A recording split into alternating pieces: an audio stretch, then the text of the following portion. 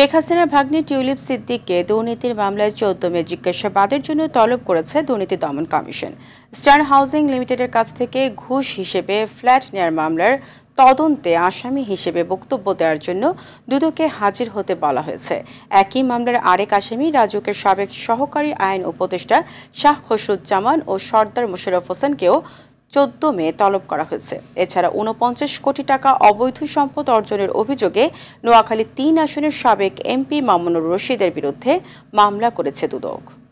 নামে মামলার তদন্তের স্বার্থে, সুষ্ঠু তদন্তের স্বার্থে ওনাকে তার বক্তব্য শ্রবণ ও গ্রহণ করার আগামী ১৪ মে তাকে ব্যক্তিগত শুনানির জন্য দুদকে ডেকেছেন।